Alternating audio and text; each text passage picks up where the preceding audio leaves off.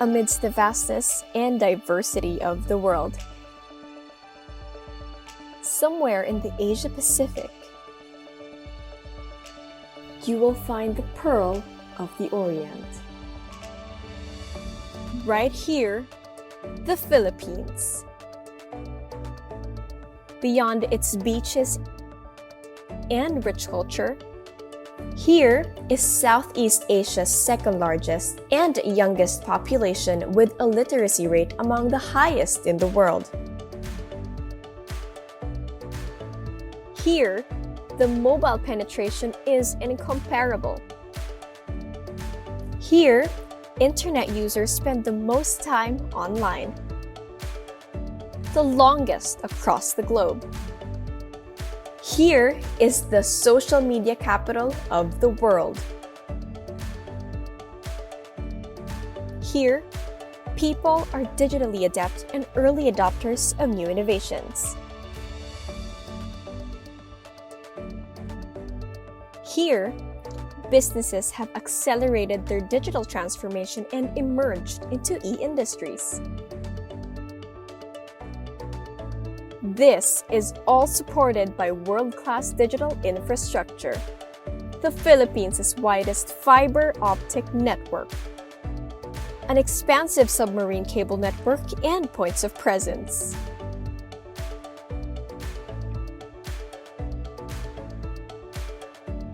and the largest data center network in the country.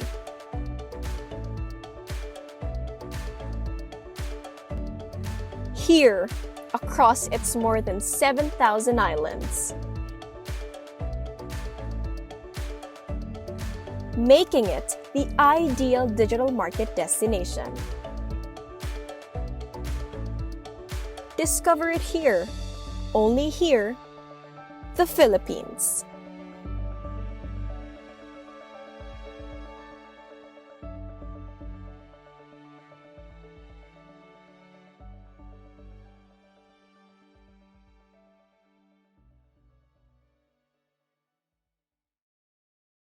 Good afternoon from San Francisco. It is my pleasure to welcome everyone to our first Make It Happen in the Philippines Business Dialogue for 2022. I am Celine Layug, the Trade Commissioner for the Philippine Trade and Investment Center, Silicon Valley. Our office represents the Department of Trade and Industry in Northern California and the Pacific Northwest, and we work within the ambit of the Philippine Consulate General in San Francisco. We started this business dialogue series at the onset of the pandemic and as a platform to provide you, our stakeholders, with regular updates on the Philippine economy as well as policy reforms. We also aim to provide deep dives on the Philippines' competencies on manufacturing and services sectors, which include semiconductors, electronics manufacturing services, IT and business process management, and hyperscalers or data centers, among others. For today, we are focusing on technology and how it is changing the business landscape of the Philippines.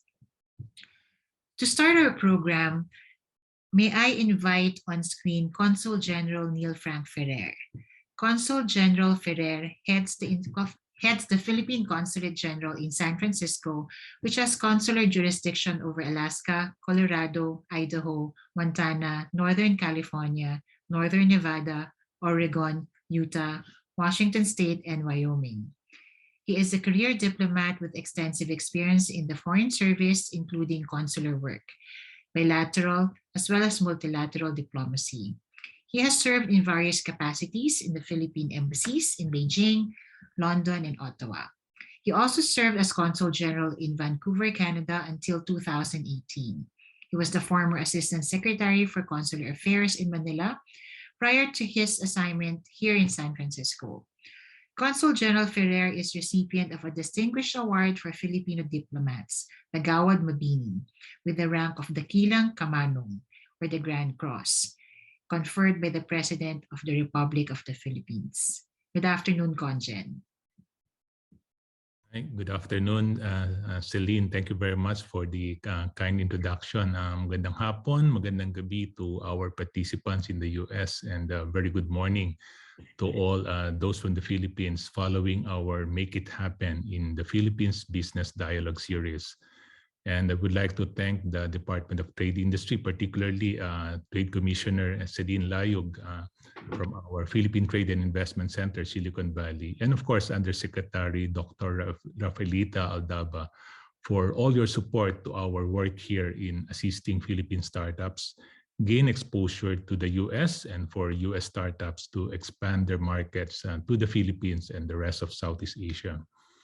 I also wish to acknowledge our resource persons for today, Mr. Earl Valencia of Plentina, Mr. Victor Aliwalas of PLDT Enterprise, Mr. Ralph Regalado of Senti AI, Mr. John Gangat of Lycan Motorcycles, and Ms. Lani Dormiendo of the Philippine Board of Investments. The Philippine Consulate General in San Francisco covers 10 states in the U.S. Pacific Northwest. We are privileged to be headquartered here in Silicon Valley, and top tech hubs like Seattle in Washington State, as well as rising technology centers in Utah, Oregon, and Montana, are also under our consular jurisdiction. In line with our work beyond providing consular services to our Filipino-American communities, we also seek innovation, business, and investment opportunities for the Philippines. In the same vein, we are positive that the Philippines holds a lot of promise and opportunities for businesses wanting to expand in our shores. Our topic for tonight on how technology is changing the business landscape in the Philippines is relevant to all Filipinos and foreigners who wish to invest and expand their businesses in the country. I'm happy to note that the Philippines continues to experience an increasing level of startup activity across its regions. Metro Manila, the country's national capital region, recently joined Startup Blink's 100 Cities Club to rank 88 among 1,000 cities across the globe and has advanced by massive 830 positions from its rank in 2017. Additionally, investment activity has also been progressively moving outside of Metro Manila, with cities like Davao being a prime choice for bases outside of NCR. These trends suggest an unmistakable growth course for digital inclusivity spearheaded by startups. The rise of the digital economy enables the continuous growth of many startup sectors in the country. The number of internet users stands at 65 million people as of 2019, representing a 67% internet usage rate, and is forecasted to reach 92% by 2031 due to sustained efforts to improve mobile experience and digital connectivity by the government and major players in the private sector. Improvements in infrastructure, combined with a young, tech-savvy population, driving the demand for digital products and services, have encouraged the rapid emergence of tech startups across the board. The Philippines is evidently moving towards digitization efforts across different industries, with a significant growth around fintech, enterprise solutions, e-commerce, machine learning, and artificial intelligence.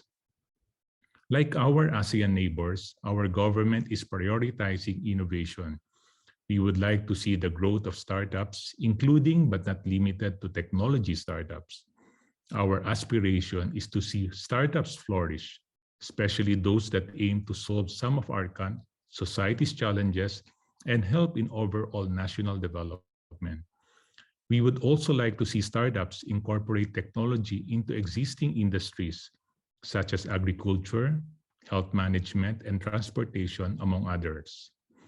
During the pandemic, many businesses, from micro and small to big established ones, have pivoted to doing online transactions, embracing technology to better serve their customers. Digital technologies have helped people and business thrive despite economic lockdowns and social distancing. What was unimaginable before? In-person classes shifting to online learning, patients getting their medical checkups through telemedicine, online ordering of groceries and food deliveries, and availing of online financial services have become the new normal for a lot of people. Many businesses have also adopted front and back end digital financial solutions to better serve their customers. Lining up in person for a bank transaction is mostly unimaginable these days, especially here in the US. With such changes and developments compounded by the challenges of the pandemic, we, as part of the government, are looking for ways to contribute to such innovative growths and be nimble, so to speak, to be attuned to the call of the times. Last year, the Philippine Consul General signed an MOU with Dynamico, a co-working space located at the Philippine Center. Currently, we are partnering with Dynamico and the Philippine Trade and Investment Center in Silicon Valley to lead programs that would help spur the growth for our nascent Philippine startup ecosystem. The basis of our work is the Innovative Startup Act that provides benefits and programs to strengthen, promote, and develop the Philippine startup ecosystem. Again, our partnership aims to help Philippine startups gain exposure to the US and for US startups to expand their market to the Philippines and the rest of Southeast Asia. An example of a concrete program under the partnership is a mentorship program whereby various startups in the Philippines can have the opportunity to interact with mentors from Silicon Valley. Last January 10, startups from Western Visayas participated in a pitching session with Dynamico mentors. From these pitching sessions, we came to know about startups like a producer of sustainable sneakers made from pineapple fiber or piña and cotton that are directly sourced from farmers in Bicol and Negros Oriental. We also learned about a Philippine startup that enables STEM robotics learning in partner Philippine schools, connecting people, mentors, startups, companies, and eventually venture capitals is also an essential part of our mission here, so we look forward to more learning and networking opportunities. Finally, we are all excited about the resurgence of our economy. With a GDP growth of 5.6% last year and our competitive advantage in terms of our educated and highly trainable young workforce, an established business processing management industry, as well as electronic supply manufacturing hubs, among others, we are very hopeful that global companies would continue to expand in the Philippines. Thank you very much for your attention. Maraming salamat po. Mabuhay. Thank you, Conjen. Our next speaker is Dr. Rafaelita Fita Aldaba. Yusek Fita is the Undersecretary for Competitiveness and Innovation of the Department of Trade and Industry and serves as a member of the Board of Governors of the Philippine Board of Investments. Yusek Fita fulfills a key role in the formulation and implementation of the Inclusive Innovation Industrial Strategy, which puts innovation at the heart of the country's new industrial policy by leading DTI's initiatives in preparing industries for the fourth industrial revolution, in advancing the digital transformation of micro, small, and medium enterprises, as well as large enterprises, by establishing regional inclusive innovation centers, developing the country's creative industries, and growing a robust startup ecosystem in the country. Good morning, Yusek. Yusek is joining us from the Philippines. Nice to have you back, Yusek. I'm on mute.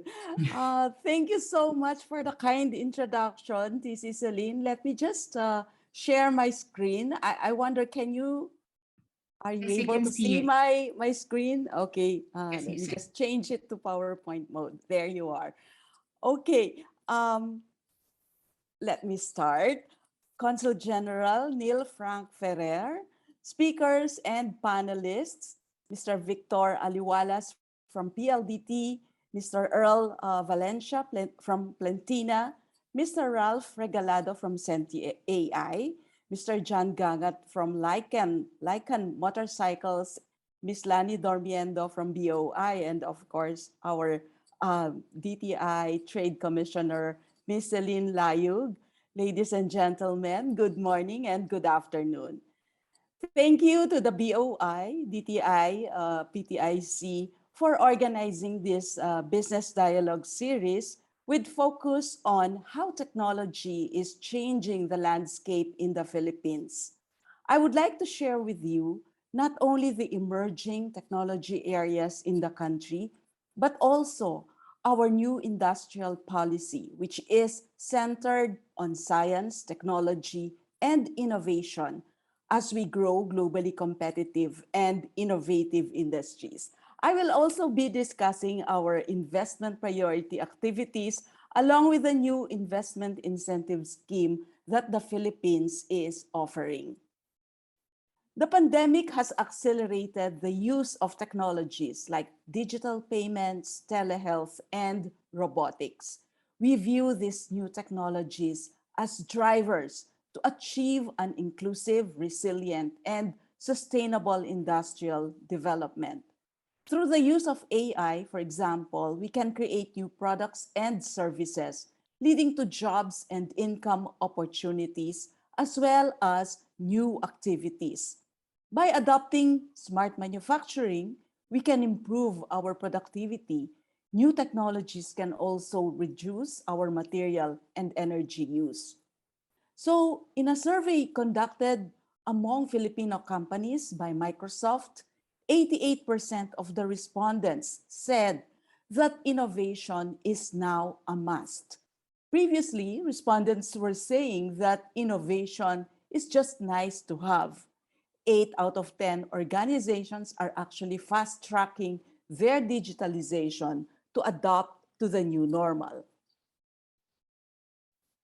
Using new technologies like AI, augmented reality, virtual reality, robotics, and so on, we can create new products and solutions, particularly in establishing smart buildings, advanced manufacturing, precision agriculture, digital health, vehicle technology, resilient technology, audio, video, education, and sports technology. In fact, the Philippine National Academy of Science and Technology conducted a 30-year foresight study for science, technology, and innovation and identified the current and emerging technologies that could guide and shape the country's development pathway in the next 3 decades. 12 key operational areas have been identified, those that you can see on the slide, including blue economy, digital transformation and ICT, food security and nutrition, health systems, energy, water, environment, climate change, shelter, and transportation. In various sectors of the economy, firms that have adopted these new technologies are now seeing transformative benefits from these new technologies, especially in solving business problems and delivering economic value. On the slide, you can see that the highest technology utilization is in other non-metallic products, paper and paper products, computer, electronic, and optical products, motor vehicles, and pharmaceutical products. In terms of specific areas, the technology investments by firms are actually occurring in cybersecurity, quality, and manufacturing activity management. In manufacturing, Ionix is an electronics company that invested in a smart factory, and its profitability went up between 10 to 20%.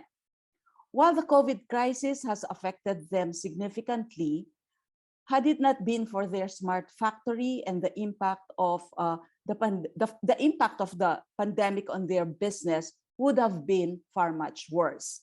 And in banking, Union Bank has been delivering innovation and digital initiatives to promote financial inclusion. And they are actually the first 5G powered bank in the country. Through its digital platform, UBX is able to bring digital financial services to unbanked and underbanked individuals in financially underserved communities. During the pandemic, usage volumes of its digital platform rose by over 3,000% in the last 6 months of 2020. Union Bank has changed the culture in banking as it built its digital branch called the ARC. It has no bank tellers, no long lines, and it's a completely paperless banking transactions. Using cloud-enabled video analytics to conduct sentiment analysis inside the ARC has allowed the bank to get valuable customer insights and enhance its services. The IT BPM sector has also transformed its services from voice-enabled and linear customer services to more complex, digitized, and end-to-end customer experience using technologies like AI, smart analytics, bots, and blockchain. Amid the entry of new technologies from the fourth industrial revolution, along with the challenges arising from the pandemic, many Filipino startups were able to quickly pivot to new activities, and using new technologies, they provided solutions to help government in addressing pandemic issues. And they also offered new products, new services, and took advantage of the emerging opportunities from changing consumer trends and behavior. The acceleration of digital transformation paved the way for the growth of the digital economy in the Philippines. The country's revenue in the internet economy is expected to reach 25 billion US dollars by 2025, or a growth of 24% compounded annual growth rate. And the adoption of AI is expected to create revenues amounting to 92 billion US dollars, or 12% of our GDP by 2030. Now, taking all these new developments into account, our new strategy is what you can see on the slide, the Inclusive Innovation Industrial Strategy, or ICUBS. This aims to grow globally competitive and innovative industries with science, technology, and innovation at the front and center of our new industrial policy. There are three major goals, those that you can see on the slide. The first is the acceleration of our capital accumulation by attracting more capital investments, R&D, innovation, advanced digital production, human resource development, capacity building, particularly in new and future skills and research capabilities. The second is structural transformation through the movement of resources to knowledge and SCI intensive activities, along with clean and efficient production and adoption of Industry 4.0 technologies.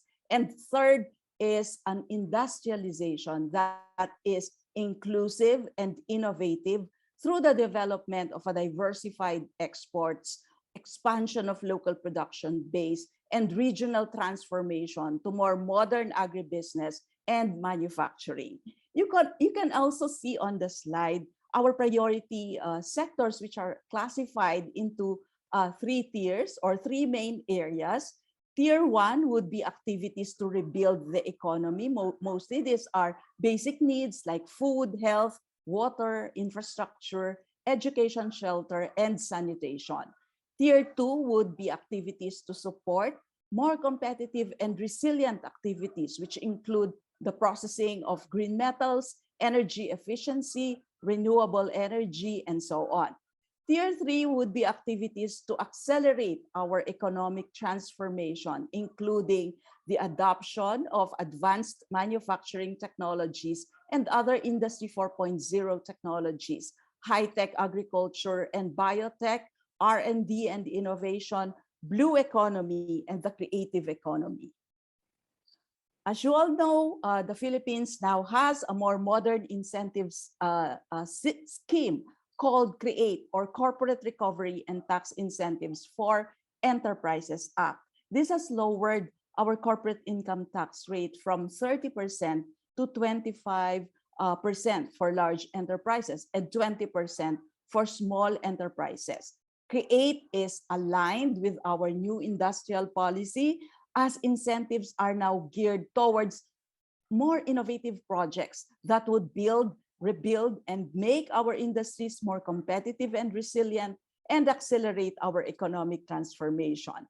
The menu of incentives would cover 5%, special corporate income tax holiday from 4 to 7 years, enhanced deductions, duty exemption on importation of capital equipment and raw materials, along with VAT exemption on importation and VAT zero rating on local purchases. Incentives that would be granted would depend on the level of technology of the activity and the location.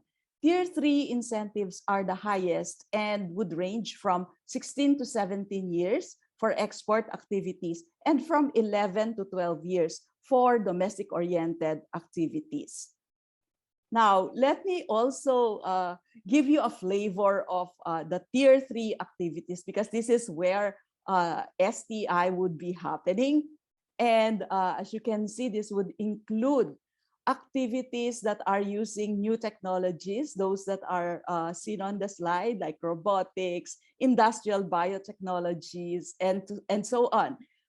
So these are technology and digital intensive activities in electronics, in machinery and transport equipment, knowledge intensive services, commercialization of IP and R&D, including hyperscalers, where we see the Philippines as a regional strategic hub.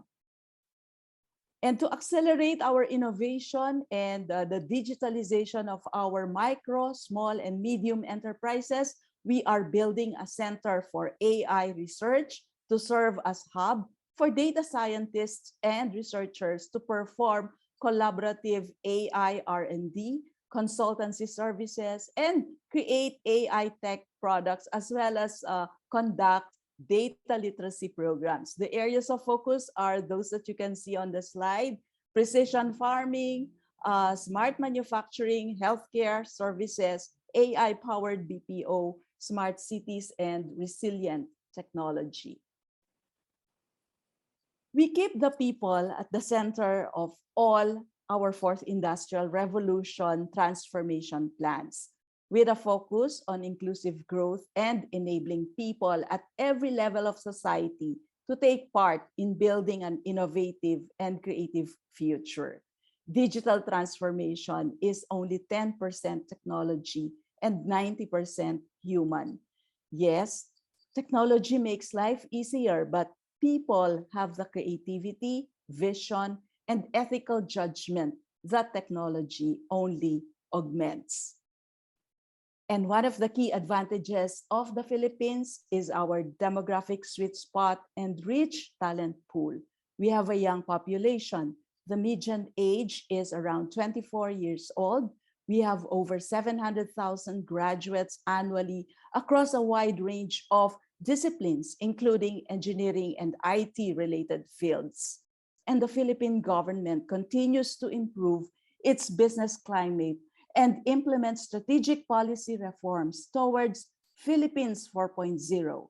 We are ready to work with you and make it happen for you as you explore new opportunities and pursue expansion strategies. Thank you very much for your attention, and mabuhay. Thank you very much, Yusek. That is very insightful, and indeed it's a very exciting period for the Philippines with all these developments in innovation and technology. So our intention this afternoon, the second part of our program, is to really have to dig deep into these technologies from the perspective of our companies in the Philippines. So we now proceed to our business panel. May I introduce our moderator, Mr. Earl Valencia. Earl is currently the co-founder of Plentina, an AI and fintech startup headquartered here in Silicon Valley. He was previously a managing director for digital transformation at Charles Schwab, a broker leader managing over $3 trillion in assets, headquartered in San Francisco. He also was in the tech and innovation teams of Bridgewater, the world's largest hedge fund, and Silicon Valley tech firms Cisco, VMware, and Dell EMC.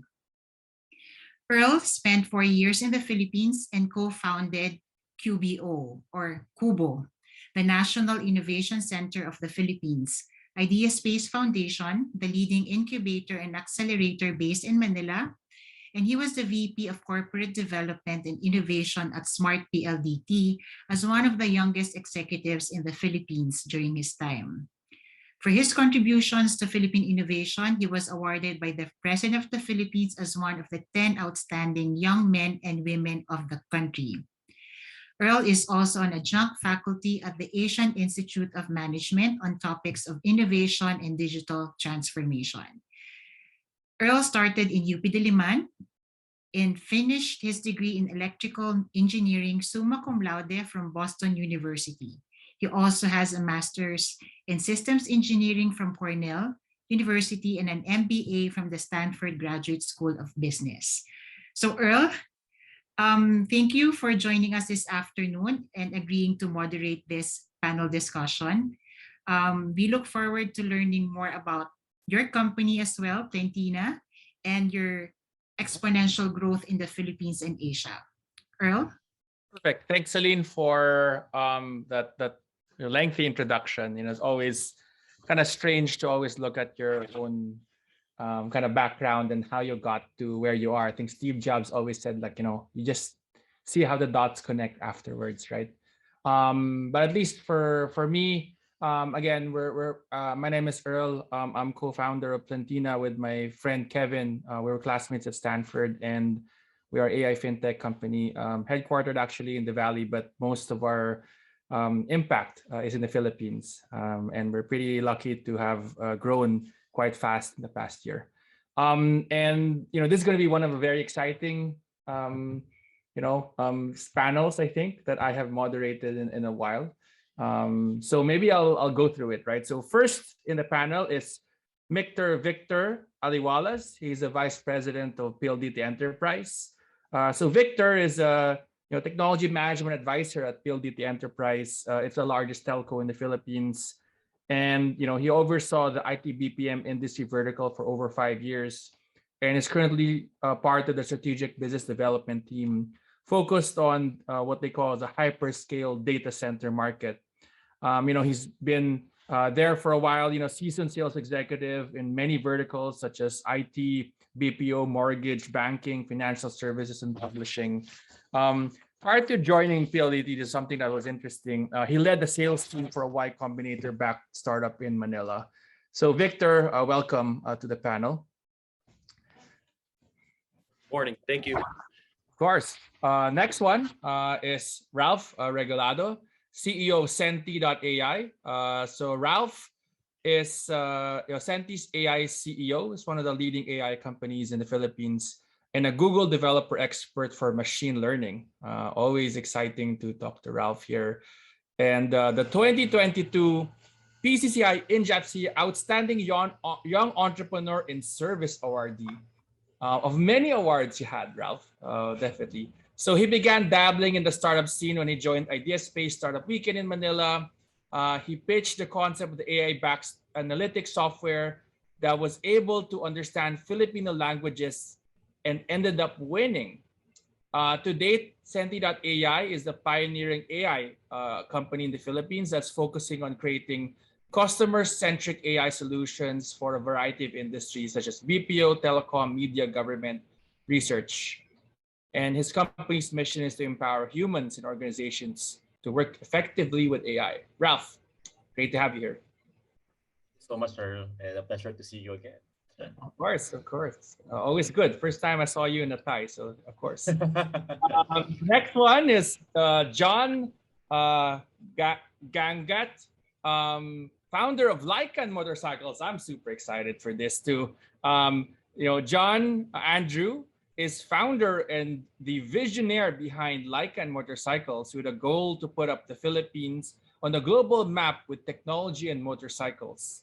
John has been an entrepreneur and businessman since 2012, where he built, founded, and operated several businesses and startups in the media, marketing, retail, e-commerce, online education industries. His goal has always been to innovate his ventures using technology and proper business strategies. And he's also well represented in many different radio shows, TV shows, etc. But electric motorcycles, always exciting to talk about that, Tesla in a different form. So it's awesome. Next one we have is Miss Lani Dormiendo, Director of the IIPS at the Board of Investments of the Philippines. So Miss Dormiedo has more than 20 years of experience in industry development, international investments promotion, and marketing at the BOI, which definitely is one of the key types of departments that attracts investments into the Philippines. In her current role, the IIPI is the International Investments Promotion Service of the BOI and is responsible for developing and conducting sector-focused strategic investment promotion activities to target sources of foreign investments. She leads a team that facilitates queries and business interest and handholds prospective investors through investments, briefing, counseling, information support, and preparation of due diligence meetings. So if anybody wants to enter the Philippines, Ms. Lani is the person to talk to. So thank you again, Ms. Lani, for being here. Good afternoon to everyone. Thank you, Earl. Good afternoon, good morning, right? We're definitely very great. So let me start off actually with Victor. And again, I'm definitely intrigued with the whole, balance of big telco, but also starting with some startups. PLDT is founded actually in the early 1900s, 1928, and it's one of the oldest telcos in the Philippines. Can you tell us how the country's business landscape has changed and how it's shaped by technology, using your kind of two experiences of being in a startup, but at the same time now being in a large telco?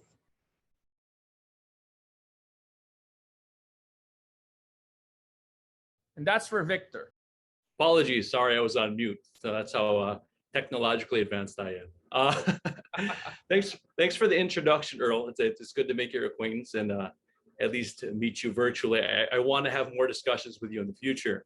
And thank you, everybody, for having us today. General Counsel, I loved hearing about your startups support in the Philippines. Yusek Aldaba, your insights on adoption of AI in the country and Create are very exciting. So a lot of good stuff to look forward to.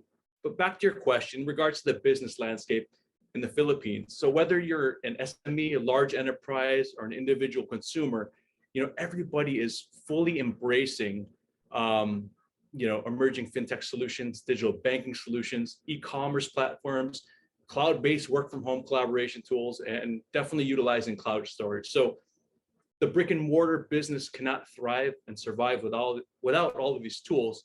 And we see this firsthand because the demand for data usage in the Philippines is just continuously growing and growing and growing. So if you compare the pre-pandemic levels of internet usage 5 years ago, you're looking at 68 million users in the Philippines. That's in 2017, compared to today, 82 million in 2021, 2022. And then by 2025, we're looking at an estimate of close to 90 million. So we did a survey that was commissioned by Alibaba Cloud Services, and it revealed that 94% of Philippine businesses view cloud-based technology solutions as an important factor in mitigating the impact of the pandemic. So everything that kind of transpired with the pandemic further, escalated everything for everybody to just become digitally savvy. Every business across all industry verticals needs to be digitally savvy. They need to turn to cloud storage, analytics, digital solutions. And I guess the overall theme here is that they're leveraging our internet connectivity. So, Earl, I do have some presentations here, but I want to keep this informal as well. Depends on the format. Do you want me to continue with this? Do you have another question before I proceed, or? Yeah, maybe like 1 or 2 minutes on just like your thoughts on cloud-based needs in the Philippines, and how it relates again to both large companies, but also let's say startups in Silicon Valley who want to enter the country. Right? Sure. So if we go to the next slide, we kind of show you that the Philippines has the highest proportion of new internet users amongst Southeast Asian nations. So the Philippines topped all Southeast Asian countries in terms of market growth, gross merchandise value expected to almost double year over year by 2022. And this all, ties in the internet usage, the people being adaptive to all these technology solutions, whether they're based in Silicon Valley or here in the Philippines. You can just see it's continuously growing, and our goal is just to support.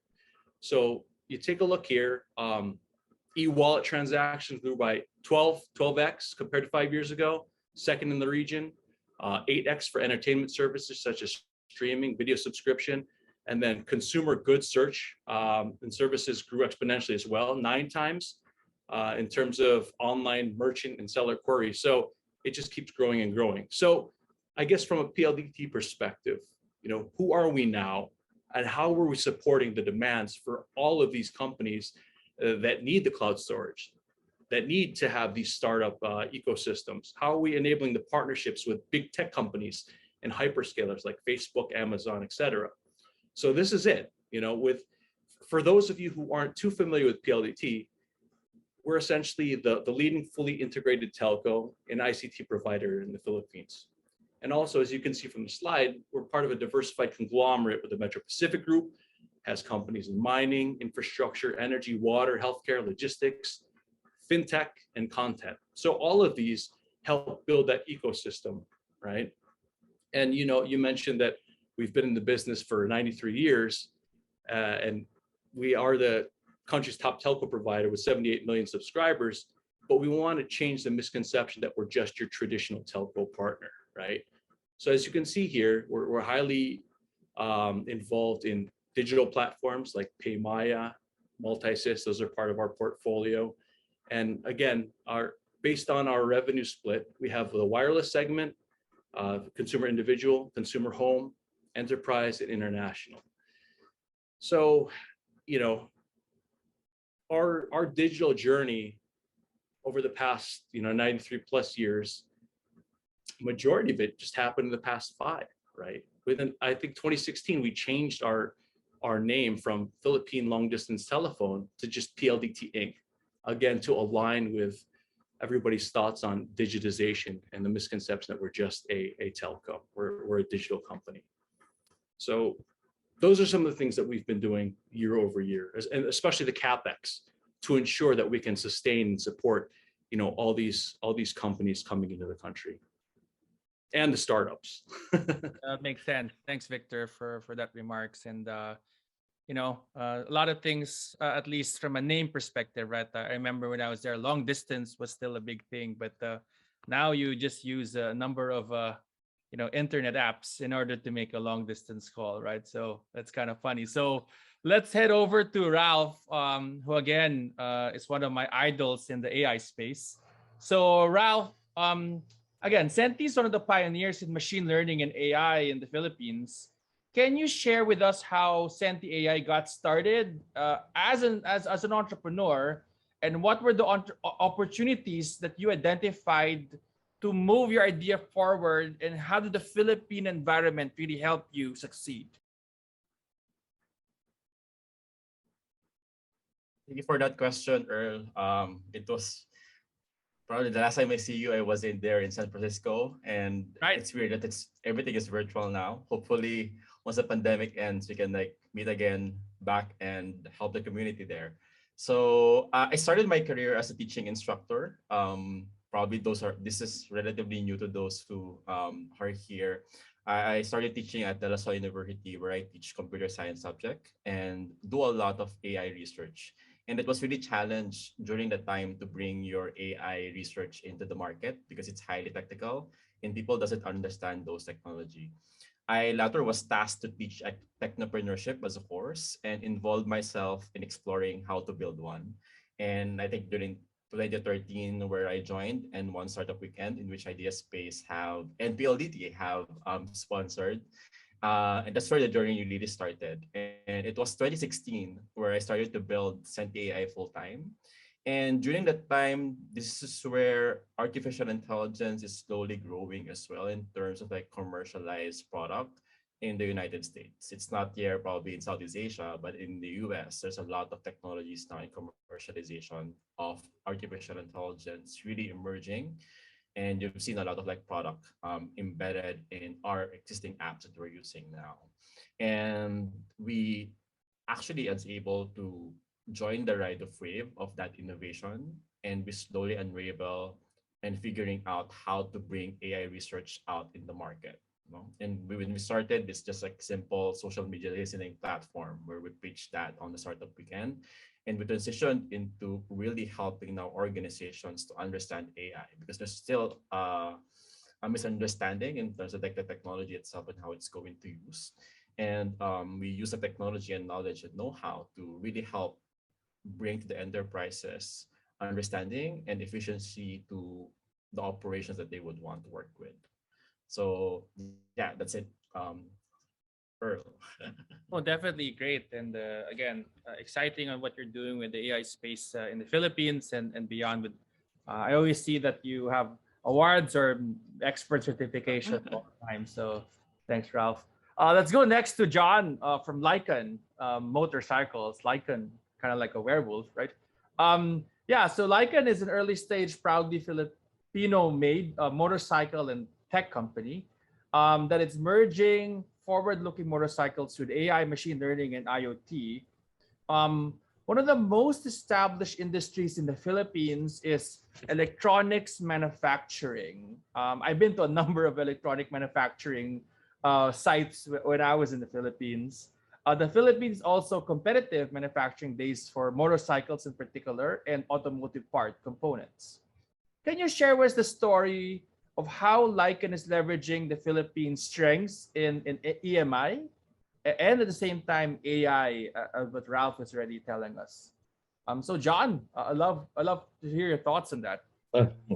Hello, good morning, and nice to meet you, Earl, and everybody here. Thank you for having me here in this event. And it's a pleasure to meet everyone and to speak on behalf of our company. So, Motorcycles Inc. is an early stage startup company that's integrating machine learning, artificial intelligence with motorcycles. So it is evident that we are entering a new age in technology and development, and we are preparing for what is inevitable. A society where technology is no longer a luxury, but rather a necessity. So as we slowly enter the fourth industrial revolution, we take into consideration how much higher technologies such as AI, machine learning, and Internet of Things will help people live their lives. And with these advancements, we want to be part of this by applying these technologies in everyday life, particularly with motorcycles and vehicles. As a forward-looking technology and motorcycle manufacturing company, we soon want ordinary people to actually experience what it means to use AI. When we generally talk about AI, people tend to shy away from it as not everyone completely understands it. And even sometimes, even the best experts in AI cannot completely say that they truly understand AI because we are very young as a civilization to grasp the true nature of it. But what we hope is to provide just a glimpse of the benefits of it. We see AI in movies and in fiction entertainment, but as what was once fiction that's turning into a reality. And Lycan aims to be a provider of AI solutions to the consumer market. AI so far has been mostly used in businesses in B2B scenarios, and some of the AI and ML tech that consumers use can be found on their smartphones through social media. But what we want is something that can actually be experienced by many on an everyday basis. Our origin story is quite simple. In my 30 years of existence, I have experienced what it means to be consumers of global innovations and products made by other countries. Grand opportunities and risky innovations are welcomed in those countries, and that's why they are also able to change the world. At Lycan, we want to be recognized as producers of innovations that hopefully, the world can use and appreciate, and that it's high time that Filipinos contribute greatly to this cause. We are a nation filled with talented, driven, and skilled people, and with the right opportunities in place, we can do great things. Filipinos have skilled hands in electronics and manufacturing, particularly with motorcycles. We have Japanese assembly plants filled with Filipinos. We have been workers for great companies, and I believe with our current resources, we can compete in the global market. And all we need is a good platform. And I firmly believe that Lycan is one good platform to do this. So by integrating AI in our products, we are developing smart vehicles that can be used by both consumers and companies to make things safer and more convenient. So it's true that the motorcycle industry has been steadily growing, except during the pandemic. And with the lower barrier to entry for new motorcycle riders that have grown up surrounded by technology, it won't feel right anymore to develop products that are not technology centric. The AI that we are developing for our motorcycles particularly turns a vehicle into a computer that gets smarter over time. So with a family of products such as AI-driven smart helmets to complement our smart motorcycles, we're letting the people experience what it feels like to live in the future. Is the international market equipped to use AI? Most definitely, yes. Are Filipinos ready to accept AI in their everyday lives? Slowly, we are, but we want to be there and be established once the market freely accepts AI in their lives. So that's all. Thank you. No, definitely. Thanks, John, for that. I really like the designs of these motorcycles, right? It definitely reminds me, I feel like, of things in the future, a lot of sci-fi movies. So that's awesome. I'll turn it over actually to Miss Lani and Yusek Fida.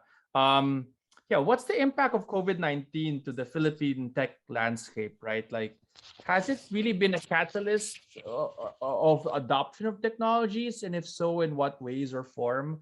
At least even for us in Plantina, just in 2020, I think we grew our downloads by like 10 times in 1 year. So we started the year by like, I think 15,000 downloads, and we ended the year with like 300,000 downloads. So, it's pretty interesting, but I wasn't sure from the macro.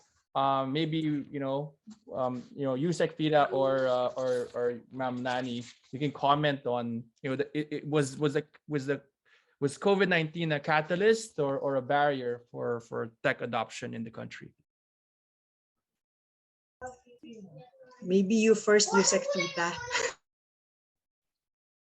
Yeah. Okay. Well, I would say it's really a catalyst, Earl.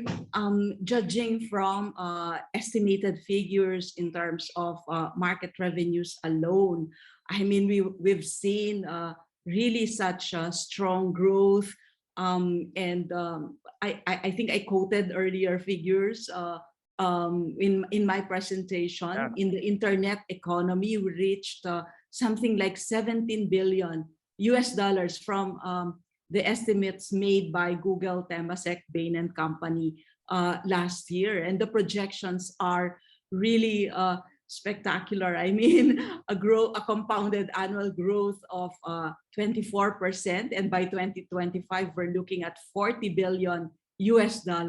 And given the introduction of all these new technologies, very powerful technologies that we can really use in order for us to industrialize, in fact, in the area of AI, based on the estimates of EDBI and Kearney, they're looking at something like $92 billion by 2030. And that's really huge. I mean, a 12% contribution to the Philippine economy. So it's really very important that we gear our policies and that we work together, especially in terms of integrating, linking our startups with the other stakeholders, building the ecosystem. We all work and collaborate in order to realize all these very nice figures. I mean, they would really help us in terms of addressing, I mean, that's our ultimate goal. It's addressing poverty and the inequality and building the nation. Lani? Yeah, maybe Earl, just to add, as we all know, there have been substantial changes on the use of cloud-based IT solutions from pre-COVID to post-COVID.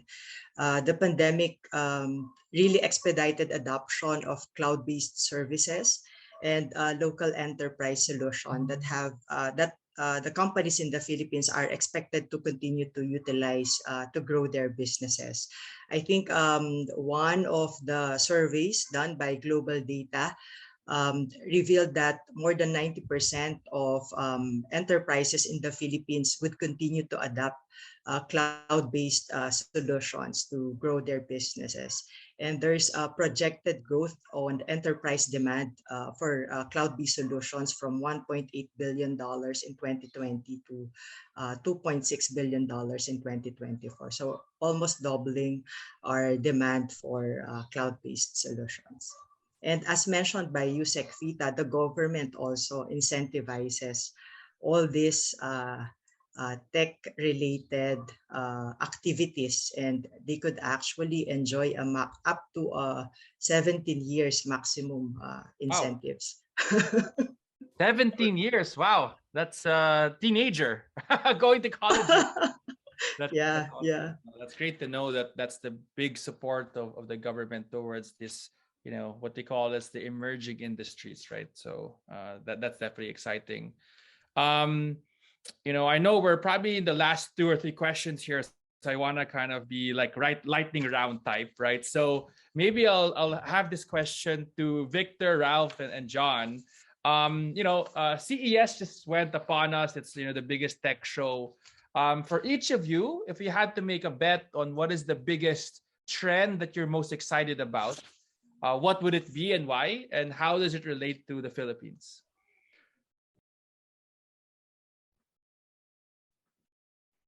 And I guess I'll start. Yep. So one of the things that I want to highlight, especially based on all of our conversations, is that our goal is to really support all these initiatives. So from a telco perspective, I think one of the things that we're really seeing, and you guys have heard about it, is the hyperscale market coming to the Philippines, right? So there's a lot of geopolitical issues going on in the China corridor, Hong Kong. A lot of Western companies are avoiding China. The moratorium in Singapore regards to land and energy consumption. Those are all reasons why the Philippines has been so attractive to US companies, foreign companies, and hyperscalers to come to the country.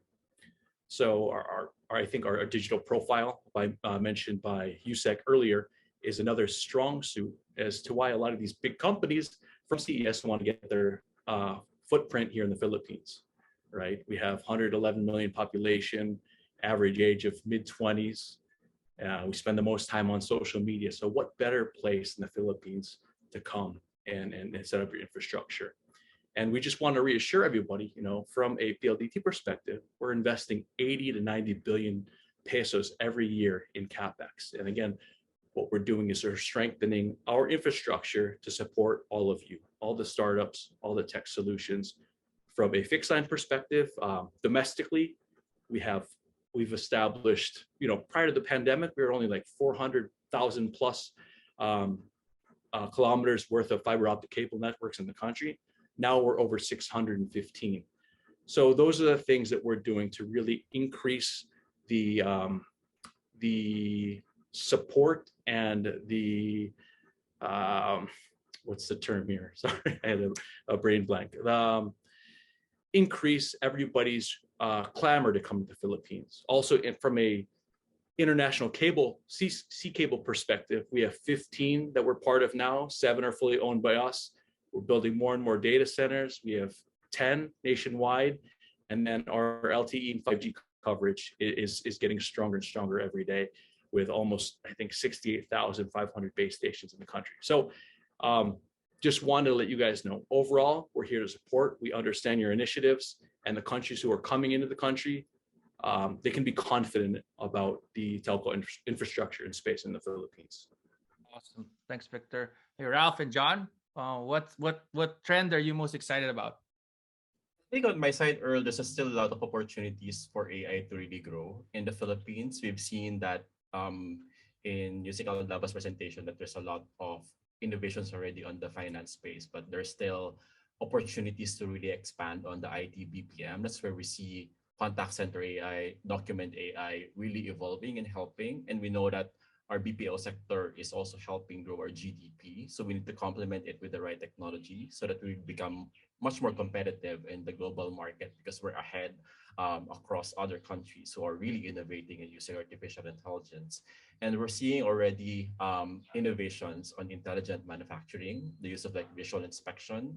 And we know that those technology are still expensive, but bringing it to the low cost and making it available and viable for our local market will definitely edge out our competitors also and would bring much more capacity in our business as a country. So there are two primary industries that we're looking at, IT BPM and also the manufacturing industry. Great. Thank you, Ralph. John, what excites you? So, okay. So it is evident that we see a lot of digital coins, fintech, and cryptocurrency, and that is what is some of the trends right now. But what I'm most excited about are robotics, automation, and communication, especially particularly with the Internet of Things, because I'm not saying that hopefully that a lot of robots can replace jobs here in the world, but it would be nice to see how technology, how smart people, how talented people can converge together and create something that is human like.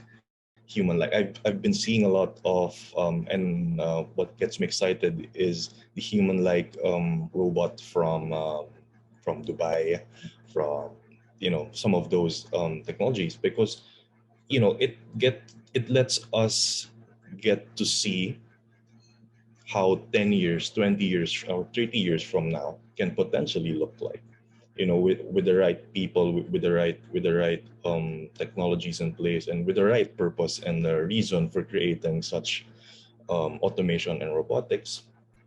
I believe that the world can become better in a way. Thank Definitely. you. That's definitely great. Thanks for that. Obviously, for me, I'm excited about fintech, right, and AI, just because that's kind of my current space, right? Um, Maybe my second to the last question, and then after that, we'll basically go through the panel here. But this is specifically to Yusek Aldaba on a new policy or a new agreement. So there's a question here on that. There was a discussed a Philippine US bilateral strategic dialogue held last November that was science and technology based in a cooperation between the US and the Philippines. Tell us more about that and how US companies would benefit from that new cooperation and new dialogue. Well, unfortunately, I was not part of the dialogue, Earl. Maybe Mrs. Celine could respond to it. But all I can say is that I think that's really a very good step in the right direction, especially in the space where the Philippines is currently moving.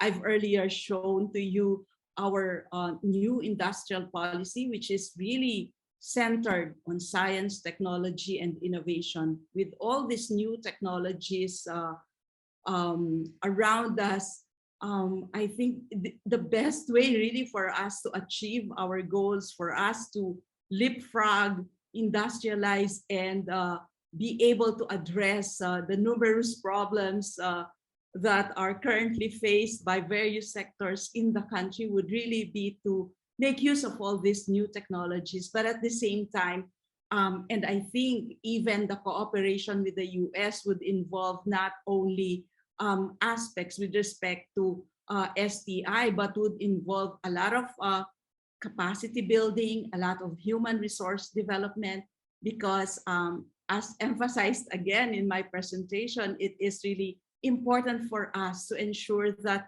we have the skills, that our people are ready, and that, well, with all this digital transformation that we are planning for, at the center really is our people, capacitating them and ensuring that we would be able to make use of all these new technologies for the common good. That's great, Yusek, Vida. So last question from me as we wrap up. We'll do it first to Miss Lani, John, Ralph, Victor, then end up with Yusek Fita. What is your one piece of advice for a company either in the Philippines starting out or in the US expanding to the Philippines to have a successful launch in the country? Well, so me first, being in the government, we can be their focal point of contact as earlier introduced. We are the ones hand-holding foreign investors wanting to do business in the Philippines. So for any US firms, either startup or multinational companies expanding in the region, expanding in the country, they can definitely get in touch with us, and we can assist them and connect them with appropriate partners to fast track their entry in the Philippines and grow their business in the country. And as earlier discussed, a lot of opportunities really in the country, particularly to take advantage in the expansion of intelligent automation and the growing global demand for cloud infrastructure support. Great. Thanks, Ms. Lani. John, what's your piece of advice? Okay. Well, I think I can say is to make any product or any technology or service be relevant to the people.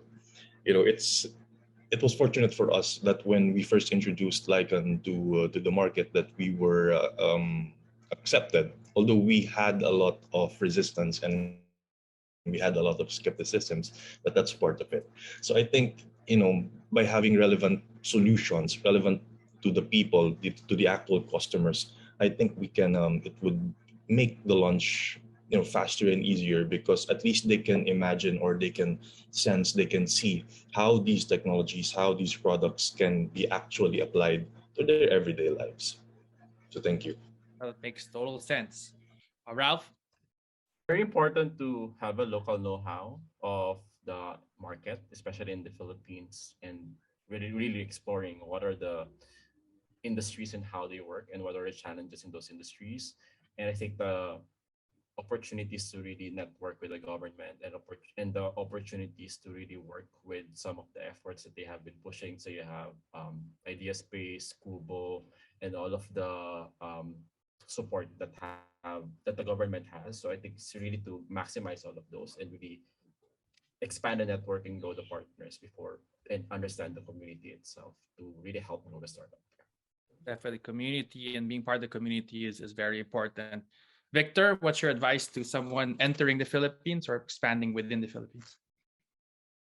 For any company from the US or locally that wants to get started, I suggest they reach out to us and talk to one of our relationship managers, because we essentially can help with all aspects of your business. So not just the connectivity, but we're a one-stop shop. So if you're setting up a new office, we can provide everything to you, the equipment, anything from a cybersecurity perspective to the actual laptops and physical needs that you might have, servers, etc. So people don't realize that. So anything except for the furniture and the actual rental space we can help out with.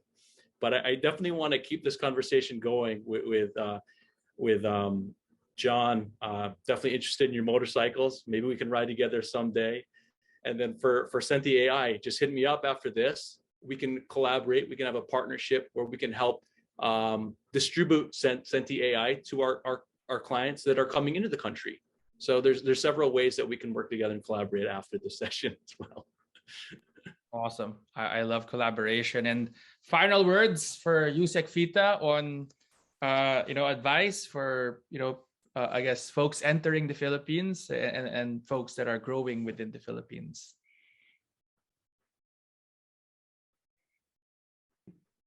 I would say that please consider the Philippines, consider the government as your partner. We are in this journey together with you. It's not only during this phase wherein we're trying to attract you to come here, but we are with you throughout your journey, throughout your operations here in the country, even until the time when you decide, I hope not, but until, I mean, we are with you in the entire life cycle of your business. And incidentally, Earl, I would like to address, there's a particular question, I think this is important. How do you entice foreign investors when the 60-40 rule is still on?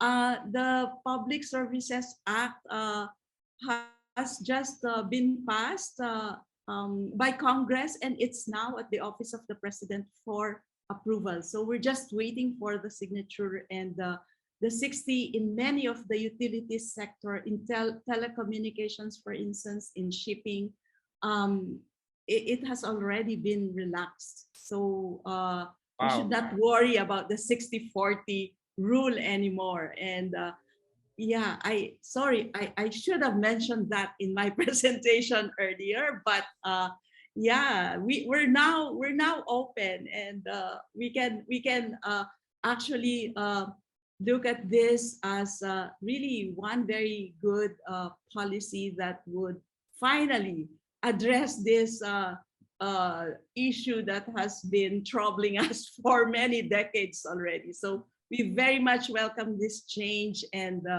we would like more investors to come in and invest in the utilities sector, where really a lot of gaps still exist.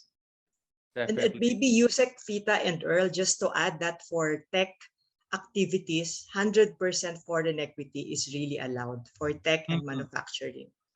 And now, as mentioned by Yusek, Fita, we're further liberalizing and attracting entry of foreign investors in deregulating a lot of the infrastructure and public services activities in the country.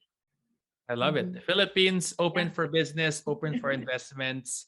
I think that wraps up our panel. Thank you, everybody, for all your insights, and appreciate it. Back to you, Celine, for your closing thoughts. Well, thank you very much. And thank you for all our participants who stayed on with us. And I would like to take this opportunity to share with everyone that next month, March 21st, we're going to have a hybrid Make It Happen in the Philippines Business Dialogue. We have a delegation from the Healthcare Information Management Association of the Philippines, led by DTI Undersecretary Rafaelita Aldaba, and also joining her is Director Lani Dormiendo. They will be joining the Healthcare HIMSS conference in Orlando, right, Yusek? With a delegation of about 10. 11 now. Companies. So they will be representing the Philippines in that exhibit and conference as well. And then after that, they will visit us here in San Francisco. Hopefully we can see everyone either in person or via Zoom again. So we will be sharing with you more information about this. So thank you again, everyone.